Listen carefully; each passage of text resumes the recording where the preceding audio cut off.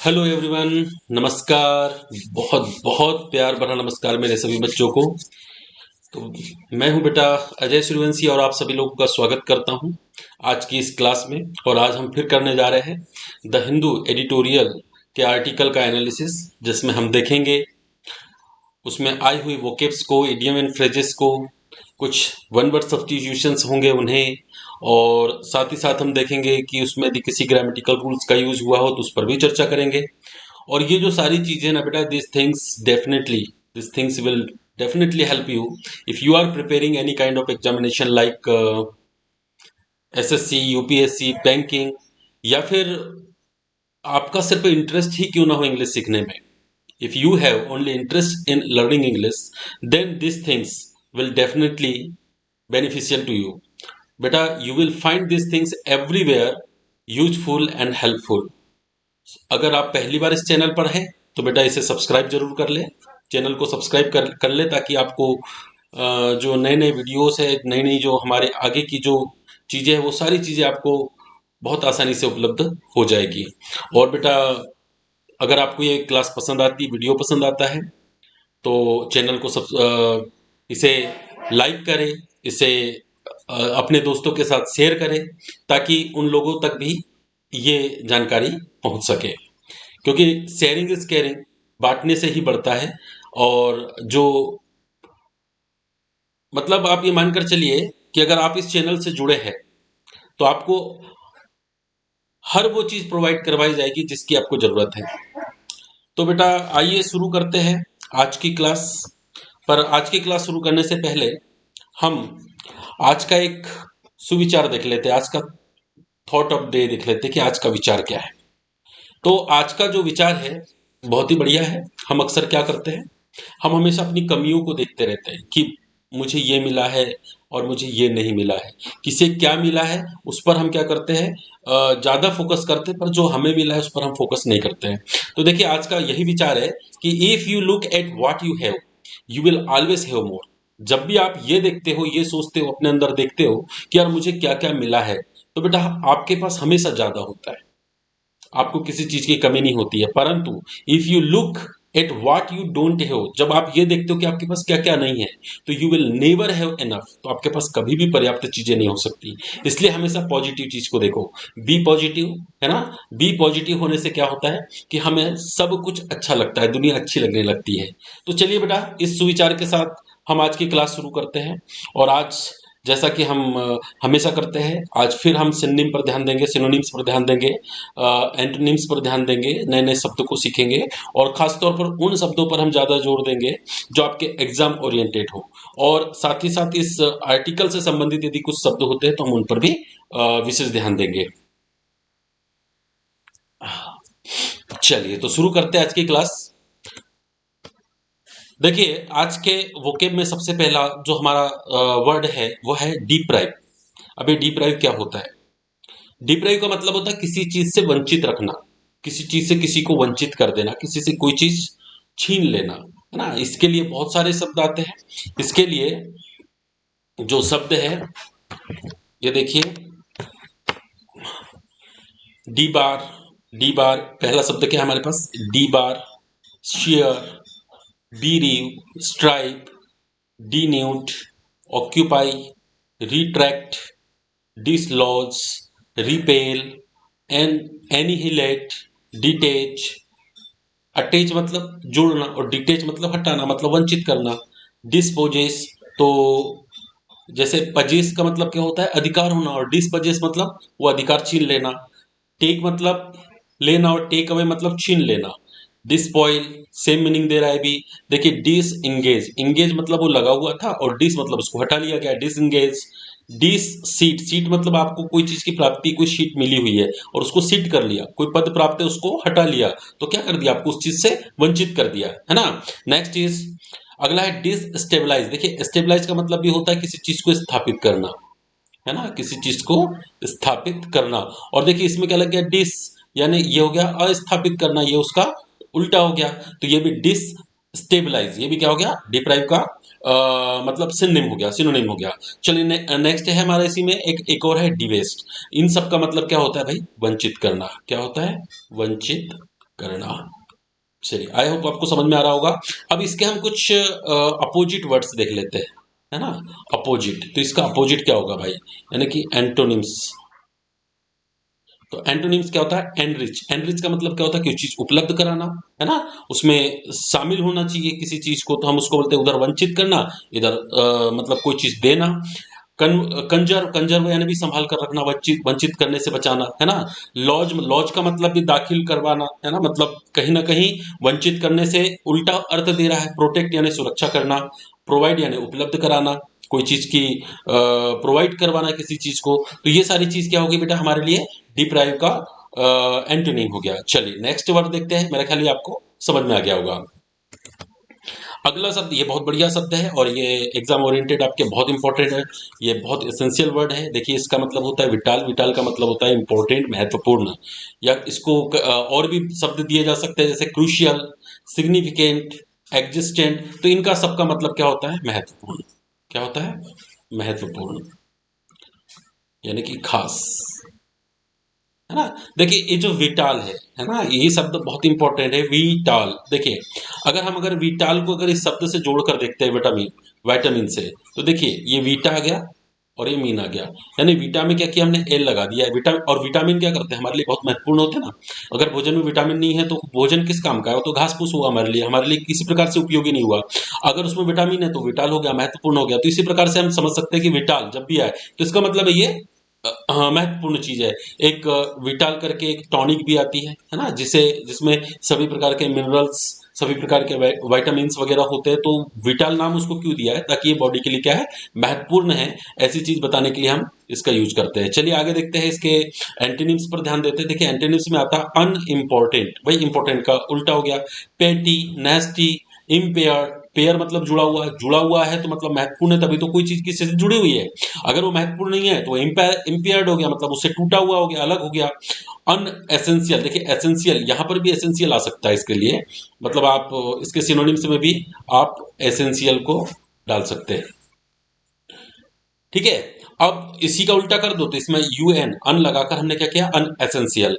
एक है VCS, unnecessary. अब यहां पर आप नेसेसरी भी लगा सकते हो, है ना। देखो होता ये है कि हम एक शब्द सीखते हैं, एक शब्द के साथ अगर हम अपना लॉजिक लगाना सीख गया ना, तो हमें तो बहुत सारे शब्द अपने आप याद हो जाते हैं। सब एक दूसरे से जो शब्द हैं वो क्या, सबकी लिंक जुड़े हुई है। कोई भी शब्द एक दूसरे से अलग नहीं है, उसको देखकर ही थोड़ी सी उसके अगर व्यवहार को समझ लिया जाए तो हमें जो वोकेब है याद करने में बहुत आसानी होती है। चलिए आगे देखते हैं, नीडलेस। देखिए ये शब्द, इसको तो याद ही नहीं करना है ना, ये तो हमें सबको पता होगा, आपको भी सबको पता होगा बेटा। नीड यानी मतलब जरूरत होता है ना। और लेस मतलब के बिना, है ना। लेस मतलब कोई चीज का उसमें उपस्थिति उसमें नहीं दर्शाती है, मतलब जरूरत की उपस्थिति नहीं है। तो ये क्या हो गया, नीड लेस मतलब जरूरत ही नहीं है, और जरूरत नहीं है तो वो महत्वपूर्ण चीज तो हुई ही नहीं, वो तो मामूली चीज हो गई। तो विटाल का जो एंटीनिम में क्या हो गया, एक नीडलेस भी आ गया। ठीक है, चलिए आगे देखें। अगला है डिप्रेव। इसका भी मतलब है विटाल का ठीक उल्टा होगा, मतलब अमहत्वपूर्ण। जो जो कि बेकार की चीज है उसको हम बोलते हैं डिप्रेव्ड। एक बार और देख लो, इंपॉर्टेंट, क्रूशियल, सिग्निफिकेंट, एग्जिस्टेंट। उसके बाद में इसका जो एंटीनिम है, unimportant, petty, nasty, impaired, unessential, vicious, unnecessary, needless and depraved. चलिए भाई आगे देखते हैं। अगला है हमारा रिड्यूस। अब रिड्यूस से तो सभी भली भली बात इससे परिचित है। रिड्यूस का मतलब क्या होता है भाई, कम करना। चलिए अब इसके लिए देखिए ब्लो अप। अब ब्लो अप कैसे, देखिए ब्लो अप आपको देखकर तो ऐसा लगता है ना कि ये ऊपर जा रहा तो बढ़ना चाहिए, है ना, लेकिन एक्चुअल में ऐसा नहीं है। देखिए मान लीजिए कि ये आपका एक टेबल है। चलिए भाई अब टेबल दिख रहा है ना आपको, टेबल जैसा, पैर इसके ज्यादा तिरछे हो गए हैं। चलिए कोई बात नहीं, हम चीजें तो सीधे सीधे सीख लेंगे, भले ही उसके पैर तिरछे हैं। अब इसके ऊपर क्या है, डस्ट है।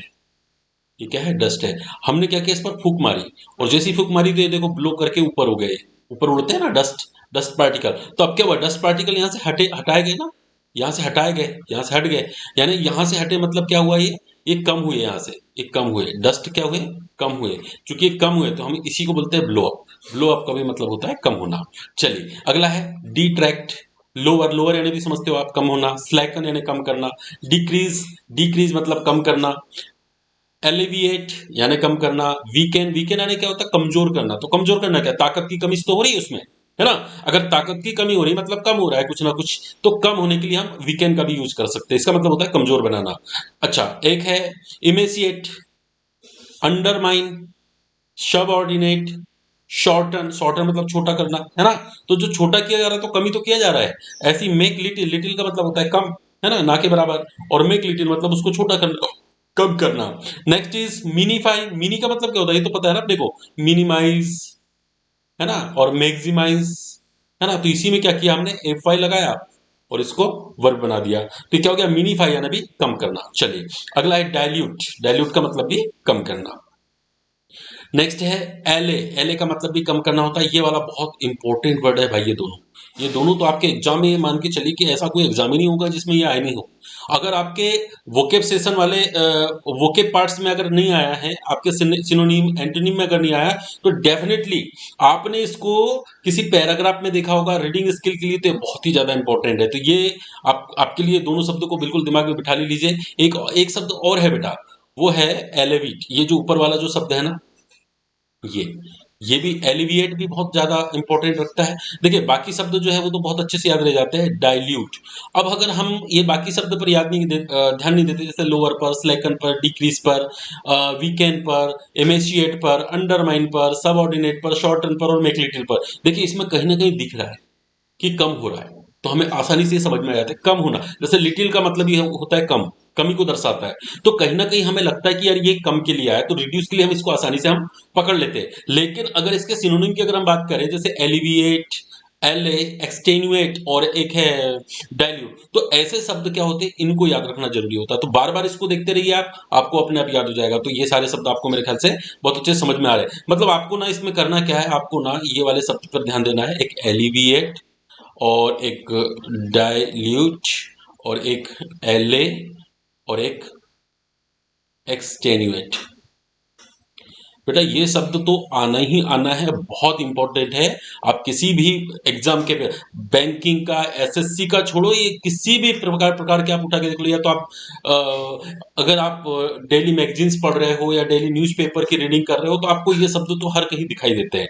चलिए भाई, तो हमने कम करने के लिए शब्द देखा। अब इसके लिए हम जो इसके अपोजिट वर्ड्स है, जो इसके एंटोनिम्स है, उसको देख लेते हैं। और इसमें एंटोनिम्स में फर्स्ट आ रहा है हमारा एक्सपेंड। एक्सपेंड का मतलब क्या होता है, बढ़ाना। अगला है इंक्रीज। इंक्रीज का भी मतलब बढ़ाना है। डिक्रीज का क्या हो गया, ये उसका उल्टा हो गया। गेन यानी प्राप्त करना, मतलब बढ़ रहा है। ऑक्सीडाइज, एनलार्ज मतलब लंबा करना। एनहेंस मतलब यही विकसित करना, मतलब डेवलप यानी भी विकसित करना, विकास करना। तो ये दोनों शब्द एक जैसे हो गए। स्प्रेड यानी भी बढ़ाना। इसके बाद में स्ट्रेच। स्ट्रेच मतलब खींचकर ऐसा बड़ा करना।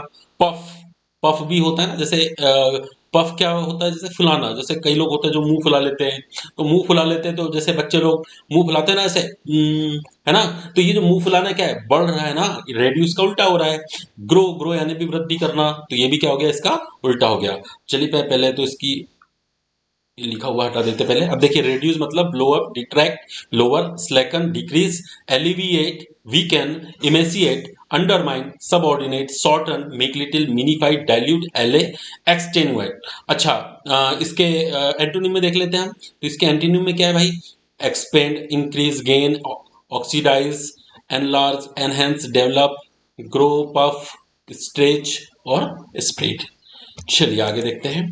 अगला है एक्वायर। देखिए एक्वायर शब्द जो है, इसका मतलब होता है कोई चीज को प्राप्त करना। प्राप्त करना मतलब रिसीव। रिसीव यानी भी क्या होता है, प्राप्त करना। गेट, गेट यानी भी प्राप्त करना। ऑब्टेन यानी भी प्राप्त करना, हासिल करना। गेन, है ना, ये भी प्राप्त करना होता है। एनलिस्ट भी प्राप्त करना होता है। ऑक्यूपाई भी प्राप्त करना होता है। टेक यानी लेना, लेना मतलब प्राप्त करना। अर्न यानी कमाना, कमाना भी तो प्राप्त करना ही होता है ना, हम प्राप्ति को ही तो अर्न बोलते हैं। उसी प्रकार सीज यानी कब्जे में ले लेना। हालांकि ये वाला जो शब्द है इसके लिए उतना ज्यादा इफेक्टिव अर्थ नहीं दे रहा है, लेकिन ठीक है, अगर एग्जाम में अगर ऐसा कोई शब्द आ जाए तो हमें उसको भी समझना पड़ेगा कि सीज भी एक्वायर से ही रिलेटेड होता है। अब अगर इसके हम उल्टे पे चले भाई, इसके एंटोनिम में अगर बात करें, तो इसके एंटोनिम में क्या आता है भाई, लूज, मिस, मिस हो गया कोई चीज, मिसले हो गई कोई चीज, लीव छोड़ दिया, थ्रो अवे यानी कि फेंक दिया, फॉर गो, फॉर गो यानी जाने के लिए, मतलब जो चला गया, जिसे खो दिया, फॉर गो, है ना। तो हम उसके लिए हम इसका यूज करेंगे। चलिए भाई, तो ये भी हो गया हमारा। नेक्स्ट देखते हैं हम। हमारे पास अब कुछ ऐसे वर्ड्स हैं, देखिए जैसे कि ऑप्ट। ये क्या है हमारा, ऑप्ट। ऑप्ट का मतलब होता है चुनना। क्या होता है भाई, चुनना। यानी कि इसका मतलब हम लगा सकते हैं चूज, पीक, पीक यानी उठाना, तो चुनते ही है ना, ऐसे दाने को पिक करती है पक्षी पक्षी वगैरह दाने को पिक करते हैं, है ना। उसके बाद में है लाइक। अब बात आ रही है, थोड़ा सा डिफरेंस लगा ना, लाइक, लाइक मतलब क्या है, तो लाइक का मतलब भी तो ऑप्ट ही होता है ना भाई, है ना। कैसे होता है कि जो पसंद है उसी को तो चुनते हैं हम, पसंद करना, है ना। अप्रूव, अप्रूव यानी किसी को सहमति दे देना, किसी को मंजूरी दे देना। तो मंजूरी देना भी एक प्रकार से क्या है हमारे लिए, उसको सहमति से एक प्रकार से उसको चुनने वाली बात हुई। तो ऑप्ट के लिए ये सारी चीजें आ जाती है। अब अगला है एक्सपोजर। एक्सपोजर का मतलब एक्चुअल में होता क्या है कि किसी के संपर्क में आ जाना। जैसे एक व्यक्ति है और यह दूसरा व्यक्ति है ना। क्या हुआ, ये दूर दूर है तब तक तो कोई बात नहीं, लेकिन इसके गुण इसमें आ जाते हैं। कैसे आते हैं, जब ये इसके करीब आता है या ये इसके करीब जाता है तो ये अपने गुण इसको दे देता है। इसी प्रकार अगर बीमारी का कोई इन्फेक्शन है, ये अगर आपस में करीब करीब होते हैं तो ये दोनों एक दूसरे के संपर्क में आ जाते हैं, तो इसको बोलते हैं हम एक्सपोजर। इसके लिए हम बोल सकते हैं कई प्रकार के शब्द आते हैं, जैसे अनवेलिंग, डाइवेस्टिचर। अगला है डाइवेस्टमेंट, मतलब किसी के बीच किसी से संपर्क में आना। चलिए आगे देखते हैं। अगला है मैंडेट। मैंडेट का मतलब क्या होता है भाई, किसी को ऑर्डर देना, किसी को ऑर्डर देना। ये खासतौर पे किसके लिए यूज किया जाता है, लिखित आदेश। लिखित आदेश यानी कोई कागज लिखित आया और उसके ऊपर मतलब वो सबको बताया जाएगा, उसको हम क्या बोलते हैं, मैंडेट। इसके लिए क्या गया, कमांड। कमांड का मतलब भी वही, निर्देशित करना, ऑर्डर देना, डायरेक्शन करना, इंस्ट्रक्शंस करना, ये सब क्या है, मैंडेट ही है ना। नेक्स्ट है नॉर्म्स। नॉर्म्स का एक्चुअल में अगर अर्थ देखें तो किसी प्रकार का नमूना समझ लीजिए, सैंपल, है ना। या हम किसी प्रकार का प्रावधान है ना। ये हिसाब मतलब सिचुएशन के हिसाब से थोड़ा सा अर्थ भी दे देता है। ये कहीं कहीं पर रूल का भी अर्थ निकलता है, यानी नियम का, कि भाई ऐसे नॉर्म्स है ना। तो नॉर्म्स का मतलब आइडियल, मॉडल, मॉडल है ना, प्रोटोटाइप है, पैटर्न है, तरीका है, सैंपल है, नमूने हैं, स्पेसिमेन है, स्वैच है। तो इस हिसाब से नॉर्म्स के हमारे पास सिनोनिम्स हुए। अच्छा अगला है लेकुना। अब लेकुना का मतलब क्या होता है, लेकुना का मतलब होता है किसी चीज की कमी। अब कमी के लिए क्या क्या आता है भाई, कमी के लिए आता है लेक, वांट। भाई वांट मतलब चाहत, है ना। और चाहत कब होती है, जब कमी हो, है ना। स्कार्सिटी, स्कार्सिटी मतलब भी कमी होना, डिफरेंस मतलब भी अंतर होना, तो कमी हो जाती है। शॉर्टेज, शॉर्टेज यानी किसी चीज की कमी होना, या डेफिसिट होना यानी कमी होना। तो ये हुए इसके लिए हमारे जो है। चलिए, तो ये देखा हमने इनके कुछ सिनोनिम है, कुछ वर्ड्स के हमने एंटीनिम्स भी देखा था। एक बार हम फिर से नजर मार लेते हैं। हमने देखा था डिप्राइव, है ना। डिप्राइव का मतलब होता है वंचित करना। इसके लिए क्या क्या शब्द आते हैं, debar, sear, bereave, stripe, denude, occupy, retract, dislodge, repel, annihilate, detach, dispossess, take away, despoil, disengage, deceit, destabilise, divest, है ना। इसके अपोजिट वर्ड्स में हमने क्या देखे थे, enrich, conserve, lodge, protect and provide. चलिए नेक्स्ट था हमारा विटाल। विटाल मतलब इंपॉर्टेंट थिंग्स, है ना, इंपॉर्टेंट, क्रूशियल, सिग्निफिकेंट, एग्जिस्टेंट। जैसे इसके लिए हमने देखा था और दो शब्द, एसेंशियल भी होता है, एक नेसेसरी भी होता है। अगला हमने इसके अपोजिट में देखा था unimportant, petty, nasty, impaired, unessential, vicious, unnecessary, needless, depraved, reduce. Reduce का मतलब blow up, detract, lower, slacken, decrease, alleviate, weaken, emaciate, undermine, subordinate, shorten, make little, minified, dilute, allay, extenuate, expand. इसके लिए हमने इसका जो अपोजिट एंटोनिम्स है वो क्या है, expand, increase, gain, oxidise, enlarge, enhance, develop, spread, stretch, puff और ग्रो। इसके बाद हमने देखा एक्वायर। एक्वायर का मतलब होता है किसी चीज को प्राप्त करना। तो इसके लिए क्या आएगा, जैसे receive, get, obtain, gain, enlist, occupy, take, earn, seize. इसके बाद इसके एंटोनिम में क्या आएगा, जैसे लूज, मीस, मिसले, लीव, थ्रो अवे, फॉरगो। हमने देखे कुछ और शब्द, जैसे ऑप्ट है, इसके लिए आएगा choose, peak, like, approve. Opt का मतलब होता है चुनना, सेलेक्ट करना। हाँ इसमें एक चीज और, इसमें अपन एक चीज और ऐड कर सकते हैं, क्या, ये कैसे भूल गए थे अपन, इतना तो बहुत ही सरल शब्द है, इसको भी भूल गए थे हम। ये है सेलेक्ट करना, किसी चीज को सेलेक्ट करना, है ना। इलेक्ट करना, ये भी आ जाएगा इसमें, यानी चुनाव के द्वारा जब चुनते हैं ना तो उसमें भी इलेक्ट करते हैं हम लीडर्स को, है ना। तो सेलेक्ट करना या इलेक्ट करना, ये भी किसमें आ गया, ऑप्ट में। नेक्स्ट इज एक्सपोजर यानी अनवेलिंग, डाइवेस्चर्स, डाइवर्समेंट यानी किसी के संपर्क में आना। अगला है मैंडेट, मैंडेट मतलब कमांड, ऑर्डर, डायरेक्शन, इंस्ट्रक्शंस। अगला है नॉर्म्स, नॉर्म्स का मतलब हो गया ideal, model, prototype, pattern, sample, specimen और swatch. Next is lacuna, lacuna, lacuna मतलब किसी चीज की कमी बताना, lack, want, scarcity, difference, shortage या डिफिशिट। चलिए भाई, अब इसके बाद हम शुरू करते हैं हमारे आज के आर्टिकल को। तो आज का आर्टिकल क्या है? आज का आर्टिकल देखिए, अभी क्या है, गवर्नमेंट जो है स्कूलों को फिर से अब चालू कर रही है इस पेंडेमिक के, लॉकडाउन के बाद। एक लंबे समय के बाद 18-20 महीने हो गए, धीरे धीरे 2 वर्ष होते हैं अब। मतलब स्कूल स्कूल जो बंद थे इनको फिर से रीओपन किया जा रहा है। तो इसी के ऊपर जो हमारे एडिटर साहब है ये एक आर्टिकल लिखते हैं कि भाई किस प्रकार से हमें सुरक्षा की दृष्टि से हम किस प्रकार के कौन कौन से हमें कदम उठाने चाहिए। तो आइए देखते हैं कि आज का आर्टिकल क्या कहता है। आज के आर्टिकल का जो हेडिंग है, हेडिंग ही सारी चीज बता दे रही है, हमें ज्यादा इसको समझने की जरूरत भी नहीं पड़ रही है कि safe at school, safe at school, कि भाई स्कूल में सुरक्षा है या नहीं है, कि सेफ एट स्कूल। एक प्रकार से देखा जाए तो ये तो हेडिंग के साथ साथ एक प्रश्न भी तो है कि भाई ये है कि नहीं है, भाई स्कूल में सुरक्षा है या नहीं, आप शुरू तो करने जा रहे हैं। Students should be able to return, मतलब अब बच्चे जो है, स्टूडेंट जो छात्र लोग हैं वो रिटर्न यानी कि वापस जाने के लिए तैयार है, इस लायक है, टू कैंपस, कैंपस मतलब स्कूल के प्रांगण में, विदाउट फियर, वो भी बिना डर के, इफ प्रोटोकॉल्स आर स्ट्रिक्ट, परंतु शर्त है कि प्रोटोकॉल मतलब यदि रूल्स जो है वो कैसे हो, कड़क हो, स्ट्रिक्ट हो, मजबूत हो, यानी कि पूरी तरह से अगर नियमों पर ध्यान दिया जाए तो फिर बच्चे स्कूल जाने के लिए मतलब पूरी तरह से तैयार भी है और वो भी बिना डर के। तो आइए चलते हैं अब आर्टिकल पर। तो आज का आर्टिकल देखिए क्या कहता है। भाई almost every child got left behind for more than a year in India. अब भारत में क्या है, जो अधिकांश बच्चे हैं वो क्या हुआ, करीब 1 साल उनका जो भविष्य है वो पीछे चला गया है, पिछड़ गए। गोट लेफ्ट बिहाइंड मतलब पिछड़ गए हैं वो, मोर देन ए ईयर, लगभग 1 साल पीछे हो चुके हैं।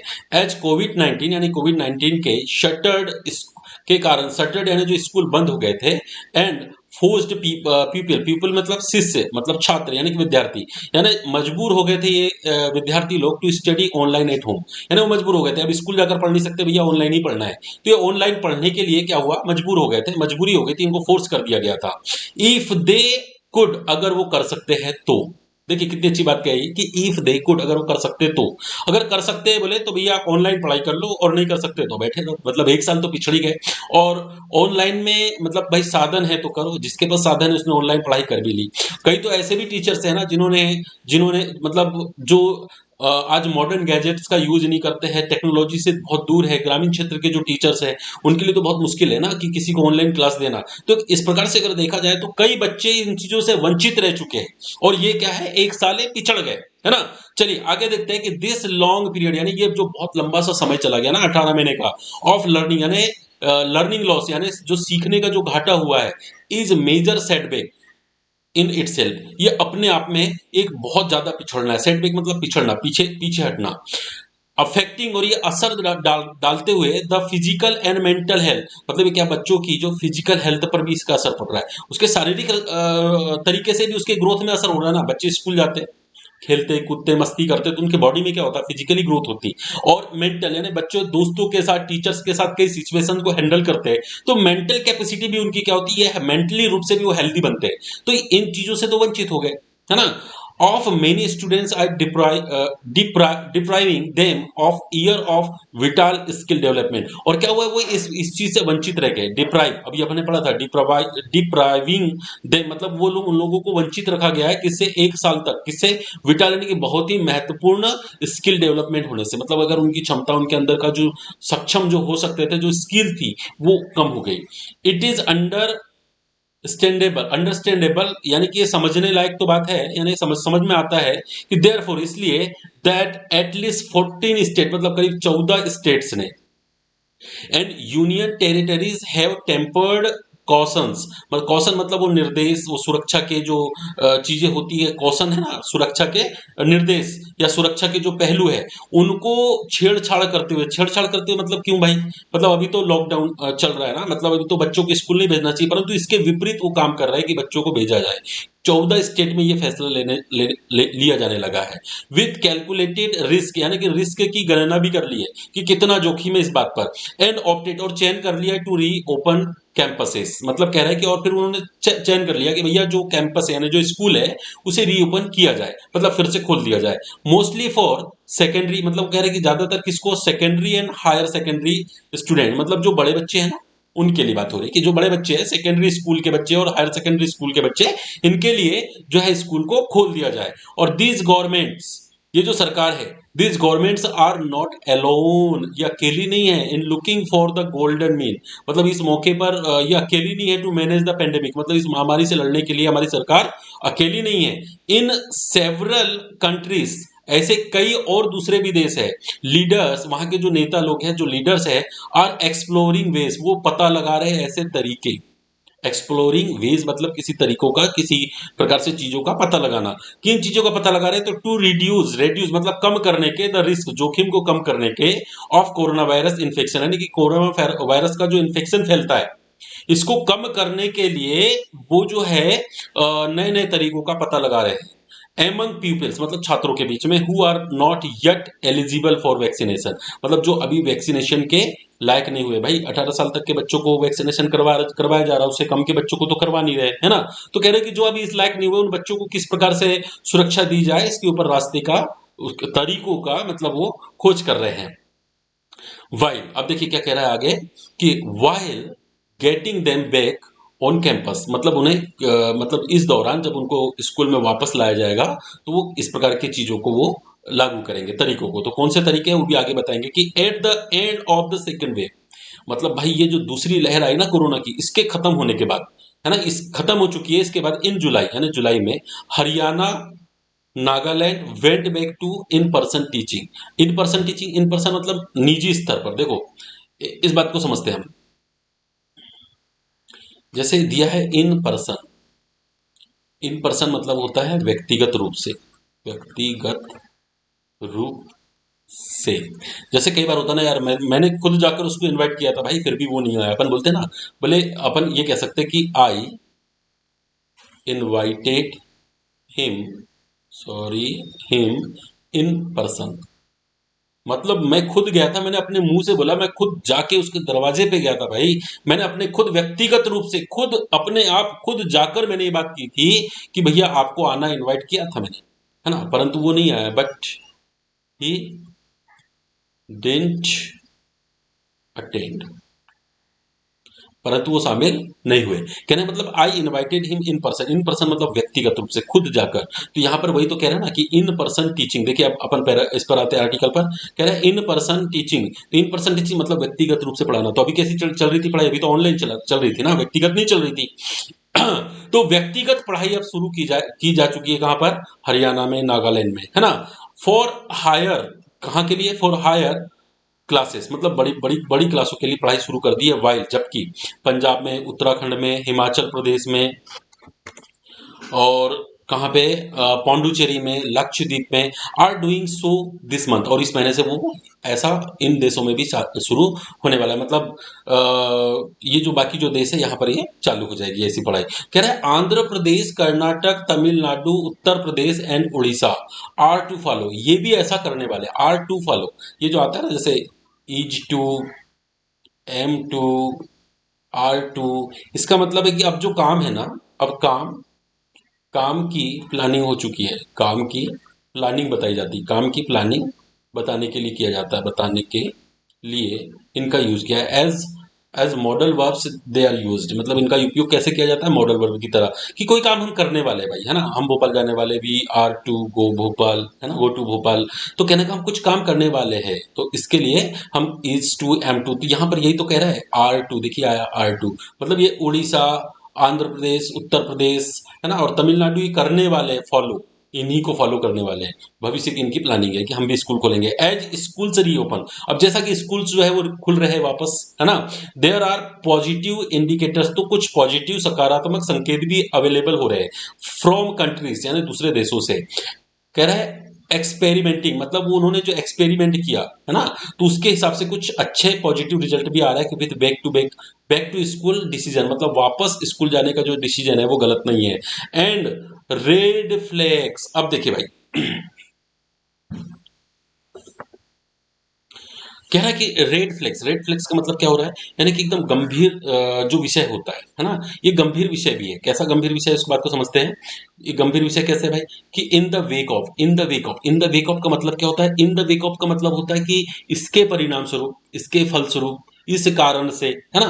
तो इसके लिए हम क्या करते हैं, in the wake of delta variants.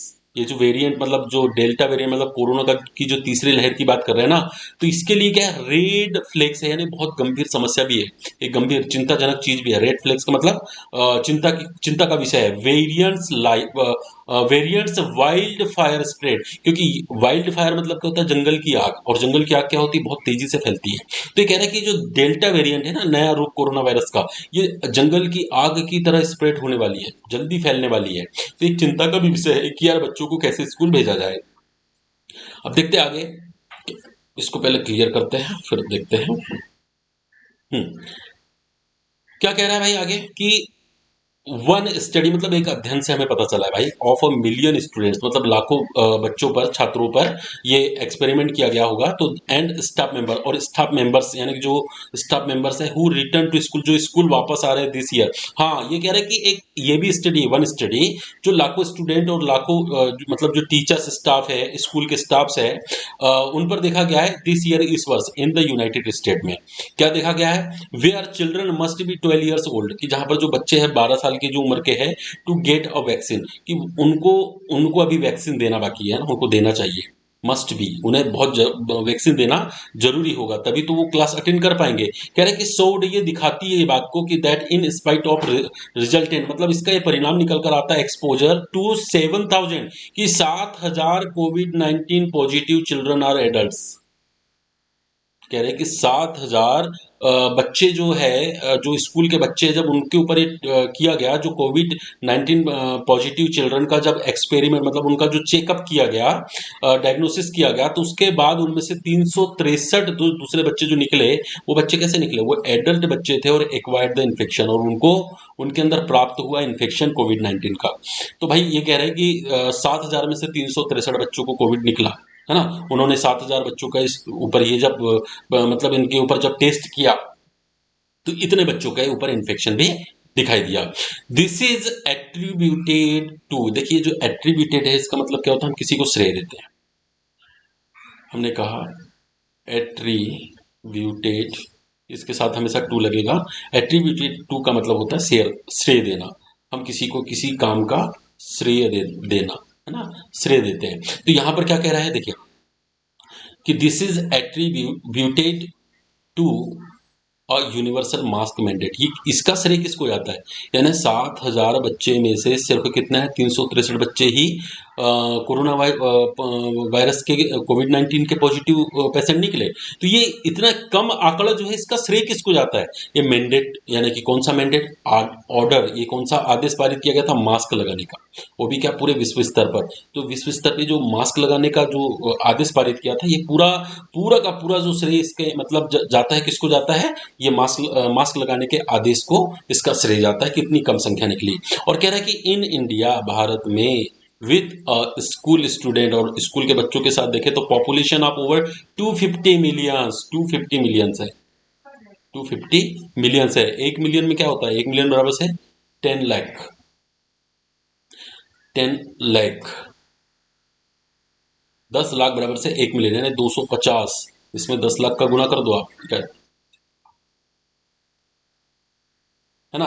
तो इतने बच्चे स्टूडेंट हैं जो स्कूल जाते हैं, यानी 250 मिलियन बच्चे, 250, 250 मिलियन स्टूडेंट्स, मतलब कहाँ, गो टू स्कूल, स्कूल जाते हैं भाई। तो कह रहे हैं कि इनके लिए रिजम्पशन, यानी फिर से स्थापित किया जाए, ऑफ इन पर्सन स्कूलिंग, क्या फिर से शुरू किया जाए स्कूल में पर्सनली, व्यक्तिगत रूप से पढ़ाना, इज एडवोकेटेड, मतलब इसको सपोर्ट करना, बाय सम पब्लिक हेल्थ प्रोफेशनल्स, मतलब कुछ जो चिकित्सा से हेल्थ से संबंधित जो लोग हैं, अधिकारी लोग हैं, उनके बेस्ड ऑन द अंडरस्टैंडिंग, उनकी समझ के हिसाब से, that younger children are less at risk, तो उनके हिसाब से वो कह रहे हैं, तो जो मतलब जो हेल्थ को के एक्सपर्ट्स हैं, जो उनके अधिकारी, जो प्रोफेशनल्स हैं, उनका ये कहना है कि जो छोटे बच्चे हैं वो कम रिस्क में है, उनके ऊपर कम जोखिम है अगर वो स्कूल में जाते हैं। तो बोले क्यों, तो as they do not have, क्योंकि उनके पास नहीं है, क्या नहीं है, वेल डेवलप्ड, बहुत अच्छा विकसित हुआ ACE2 Act 2, रिसेप्टर, रिसेप्टर मतलब प्राप्त करने वाला,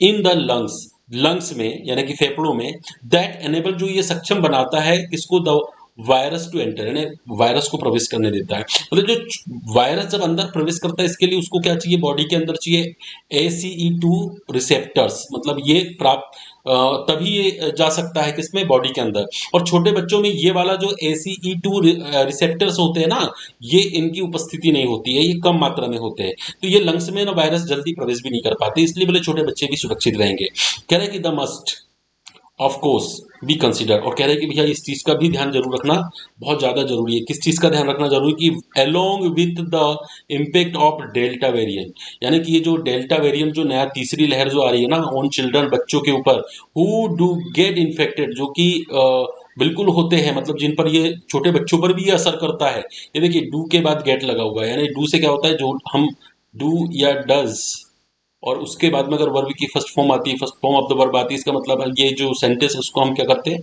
जोर देकर बोलने के लगाते बोलते हैं, है ना। यानी इसको बोलते हैं हम इम्फेटिक सेंटेंस। तो कह रहा है कि हु डू गेट अफेक्टेड, जो कि प्रभावित करता तो है, तो sometimes severely, even though their numbers में बी स्मॉल, हो सकता है कि शुरुआत में इनके जो संख्या है कम हो। कह रहे कि in Ludhiana 20 students in 2 schools tested positive 8 days after, तो रीओपनिंग ऑन August 2। कह रहे कि लुधियाना में 20 छात्रों पर मतलब स्कूल खुलने के बाद में टेस्ट किया गया, तो टेस्टेड पॉजिटिव जो है 8 दिनों के अंदर जब किया गया, तो अंडर स्कोरिंग यानी कुल मिलाकर उनकी जो संख्या सामने आई, the need for strict protocols, तो कह रहे हैं कि उसको जरूरत क्या है, सिर्फ कड़े नियम और कड़े कानून को पालन करने की जरूरत है। टेस्टिंग एंड क्वारंटीन, तो क्वारंटीन मतलब क्या है, जो 8, 10, 15, 14 दिन के लिए जिनको पॉजिटिव आता है ना, तो पॉजिटिव लोगों को अलग रखा जाता है, तो अलग रखना, आइसोलेशन कर देना, है ना, इसकी जरूरत होगी, तो इसकी व्यवस्था करवाना पड़ेगा कि भैया आइसोलेशन अपने को करवाना पड़ेगा। यहाँ तक हो गया, चलो यहाँ से देखते हैं महाराष्ट्र, मतलब ये लाइन ये कह रही है कि 20 स्टूडेंट्स पर ये टेस्ट किए गए पॉजिटिव का, तो 8 दिनों के अंदर 20 लोगों पर, तो 2 अगस्त को, है ना, अंडर स्कोरिंग, ये निष्कर्ष निकलकर सामने आया कि जरूरत अभी भी है किसकी, स्ट्रिक्ट प्रोटोकॉल की, मतलब कड़े नियमों की, टेस्टिंग, और टेस्टिंग की मतलब कि जो वायरस की जो जांच हो सके, डायग्नोसिस हो सके, उसकी जरूरत है। क्वारंटीन और क्वारंटीन क्षेत्र की भी जरूरत है। कह रहा है Maharashtra has followed the text book in setting up committees headed by collectors and civic officials to decide on reopening. कह रहा है महाराष्ट्र में जो है, महाराष्ट्र की जो सरकार है वो क्या कर रही है, वो इस बात को फॉलो कर चुकी है कि वो सारी सेटिंग, जितना भी सेटअप है, वो इसके लिए एक कमेटी बनाई गई है, जिसके मुखिया किसको बना दिया गया है, कलेक्टर साहब को। और कलेक्टर साहब के साथ साथ उसमें और कौन जुड़ गए हैं, कुछ नागरिक अधिकारीगण, और ये लोग फैसला करेंगे, डिसाइड लेंगे ऑन रीओपनिंग, मतलब उनका फैसला किसके ऊपर रहेगा कि भैया स्कूल को खोला जाए कि नहीं खोला जाएगा। और विथ ऑप्शनल, अच्छा ऑप्शनल मतलब विथ ऑप्शनल मतलब ऐच्छिक, इच्छा होने पर स्टूडेंट अटेंडेंस, मतलब उसमें स्टूडेंट के अटेंडेंस की भी, यानी कि जो अटेंडेंस लगती है ना, उसकी भी मतलब रिक्वायरमेंट बहुत ज्यादा जरूरी नहीं होगी, कि कम भी है तो भी चलेगा। सच ए डिसेंट्रलाइज, देखिए सेंटर का मतलब आप समझते हैं, पहले अपन डिसेंट्रलाइज को समझते हैं। सेंटर तो आप समझते हो, सेंटर मतलब केंद्र, है ना, इसी से हमारा वर्ब बना है, से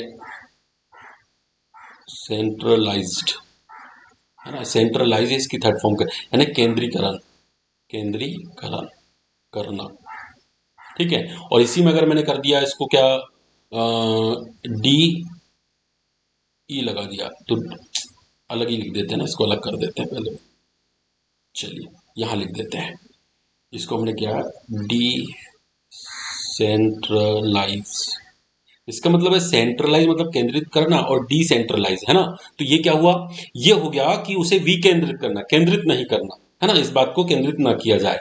तो देखिए ये शब्द कितना बड़ा दिख रहा है, कितना कठिन लग रहा होगा इसको समझने में, लेकिन एक्चुअल में ये शब्द है बहुत सरल। ये शब्द किससे निकला है, सेंटर से, और ये सेंटर शब्द तो सबको पता है, सेंट्रलाइज, और इसी में डी लगा दिया तो डिसेंट्रलाइज, है ना। चलिए आगे बढ़ते हैं, कि कह रहे हैं कि सच अ डिसेंट्रलाइज एफर्ट्स, मतलब विकेंद्रित प्रयास जो है, इज वेलकम, इसका जो है हम क्या कर रहे हैं, स्वागत कर रहे हैं। भाई ठीक है, अटेंडेंस नहीं भी लगेगी तो कोई बात नहीं, मतलब ये पूरा केंद्रित नहीं कर रहा ना एक ही चीज पर कि भैया स्कूल खुल गया तो बच्चे चलो आप स्कूल चलो, स्कूल चलो, अगर स्कूल नहीं आए तो ऐसा होगा, तो डांट पड़ेगी, तो ये नहीं हुआ तो ये नियमों में आपको फंसा दिया जाएगा, इतनी फुल अटेंडेंस चाहिए। इन नियमों को केंद्रित न करके क्या कर दिया, विकेंद्रित कर दिया, इस पर ध्यान नहीं दिया जाएगा। चलिए आगे देखते हैं, इसको वेलकम किया जाएगा, मतलब इस नियम को, है ना। चलिए आगे देखिए कि एज इट एनेबल्स क्लोजर्स, मतलब क्लोजर मतलब ये जो बंद हुआ है ना, ओनली इन एरियाज, यानी जो एरिया में ये सक्षम बना रहे हैं बंद करने वाली चीज को, विद हाई इंसिडेंस, मतलब बड़े पैमाने पे, it is important to note, तो ये बहुत महत्वपूर्ण है कि नोट किया जाए that after 18 months of the pandemic, यानी 18 महीने हो गए भैया इस महामारी को, उसके बाद there is consensus on ventilation. देखिए वेंटिलेशन का मतलब होता है हवादार जगह, है ना, चारों तरफ से हवा, ये वेंटिलेट भी क्या होता है, ये वर्ब भी होती है ना, वेंटिलेट यानी हवादार बनाना, और वेंटिलेटेड, अब वेंटिलेटेड क्लास कर दो, यानी हवादार कक्ष होना चाहिए, है ना, क्लास होना चाहिए। एंड डिस्टेंसिंग नॉर्म्स, और ऐसे कह रहे हैं कि डिस्टेंसिंग यानी कि दूरी बनाए रखना, एज लो कॉस्ट, ये लो कॉस्ट यानी कम खर्चे का इंटरवेंशन होगा, हस्तक्षेप होगा, विथ इफी, ये क्या दिया है, इफिकेसी, इफिकेसी, है ना, नेक्स्ट ओनली टू वैक्सीन, यानी जब तक कि ये वैक्सीन का काम पूरा ना हो जाए। वैक्सीन के अलावा अगर देखा जाए तो दूरी बनाए रखना, हवादार यानी हवादार कमरों की व्यवस्था करना, ये सबसे ज्यादा कम खर्चे वाला उपाय होगा। इन द इंडिया कंटेस्ट, यानी भारत को लेकर अगर भारत के संदर्भ में हम बात करें, कंटेस्ट यानी उनके संदर्भ में बात करना, तो this should favour outdoor classes, तो ये इस पक्ष को मतलब इसका इस बात का पक्ष लेती है कि जो क्लासेस है वो कैसी हो, आउटडोर, इन्हें बाहर लगाई जाए। कैसे बाहर लगाई जाए, यानी नेचुरल हो, अंडर नेचुरल, मतलब जैसे कोई पेड़ वेड़ के नीचे, और बिल्ट सेट के नीचे, मतलब आज चारों तरफ दीवार ना हो, सिर्फ सेट लगा हो टीन वगैरह का, और उसके नीचे क्लासेस लगाई जाए, वेर एवर पॉसिबल, मतलब जहां तक संभव हो सकता है। इट इज डिसअपॉइंटिंग, मतलब ये जो है डिसअपॉइंटिंग हो सकता है क्या भाई, निराशाजनक बात, that teachers and staffs have not been universally vaccinated, अभी भी भैया ये निराशाजनक बात है कि अभी भी जो टीचर्स और जो स्टाफ है स्कूल के, वो अभी तक वैक्सीनेटेड नहीं हुए, उन्हें अभी तक वैक्सीन नहीं लगी है पूरे व्यापक स्तर पर, यट यानी कि अभी तक, ये जो यट है ना, ये यट का जो इस्तेमाल हो, यट का, इसको पहले अपन हटा देते हैं फिर समझते हैं। हाँ, तो ये जो यट है इसका मतलब है अभी काम होना बाकी है, अभी काम हुआ नहीं है ना, इसको हम खासतौर पे क्या करते हैं, प्रेजेंट परफेक्ट के साथ यूज करते हैं, प्रेजेंट परफेक्ट टेंस के साथ इसको यूज करते हैं। कैसे करते हैं, जैसे मैंने कहा कि I have not got vaccinated yet, यानी मैंने अभी तक वैक्सीनेशन नहीं लगवाया है। अब यहां पर ये यट आया, यही तो कह रहा है कि इट इज डिसअपॉइंटिंग, यानी कि बड़े निराशा की बात है कि दैट टीचर्स एंड स्टाफ, और जो स्टाफ और जो टीचर्स के लोग have not been universally vaccinated, वो वैक्सीनेटेड, उन्हें वैक्सीन नहीं लगा यट अभी तक। ए लेकुना मतलब ये कमी है, that must be urgently field, जिसे जल्दी से जल्दी इसको पूरी किया जाना चाहिए। तो आई होप आपको आज का आर्टिकल समझ में आया हो, को क्लास पसंद आई हो। तो बेटा अगर अपने को ये पसंद आता है, समझ में आता है, बेटा इसको लाइक जरूर करें, अपने दोस्तों तक शेयर भी करें, और चैनल को सब्सक्राइब जरूर कर ले, और don't forget to press the bell icon button so that you may get all the notification on time. तो बेटा आपको इस जगह पर हर प्रकार की चीज मिलेगी, और बहुत जल्द अब हम कंपटीशन की क्लासेस भी इस चैनल पर शुरू करने जा रहे हैं। अभी मतलब आपको कंपटीशन से रिलेटेड किसी भी प्रकार की चीज, किसी भी प्रकार की छोटी से छोटी और बड़ी से बड़ी चीज, किसी भी चीज के लिए कहीं और जाने की जरूरत नहीं पड़ेगी। फिर चाहे वो आपका वोकेब क्यों ना, हम पर्सनली वोकेब की भी क्लासेस अलग से लेंगे, और इतने बढ़िया तरीके से उस वोकेब को हम करेंगे कि एक एक शब्द मैं आपके दिमाग में बिठा दूंगा। बेटा अगर आपको ग्रामर से संबंधित प्रॉब्लम है, हम टेंस भी करेंगे, वॉइस भी करेंगे, छोटी छोटी चीज करें, अरे इज एम आर वाजवर के जो छोटे छोटे यूजेस है ना, इसको भी हम कर लेंगे। I am happy, you are happy, ऐसे सेंटेंस भी सीखेंगे, और बड़े बड़े सेंटेंसेस भी सीखेंगे। बेटा एक बात मैं फिर बता दूं, मैं आपको इस लायक बना दूंगा, आप बस जुड़े रहिए और क्लासेस देखते रहिए, क्लासेस अटेंड करते रहिए। एक ऐसा समय आएगा कि आप खुद कहेंगे कि there is nothing in this world that can get me scare to achieve my goal. आपको इस दुनिया में ऐसी कोई चीज नहीं जो डरा दे आपके लक्ष्य की प्राप्ति में।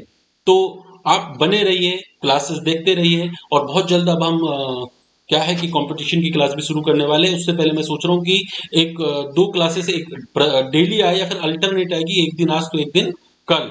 एक ग्रामर का ले लेंगे और एक हम कंपटीशन से रिलेटेड लेंगे, जिसमें हम नाउन क्या है, एडजेक्टिव क्या है, एडवर्ब क्या है, प्रीपोजिशन क्या है, डिटर्मिनेंट्स क्या है, ये सारी सारी चीज पर चर्चा करेंगे।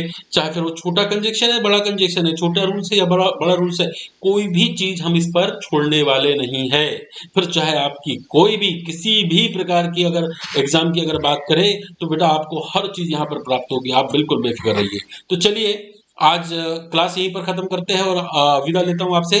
नमस्कार दोस्तों, मिलते हैं कल की क्लास में फिर नए आर्टिकल के साथ। तब तक के लिए keep studying, keep learning. Thank you.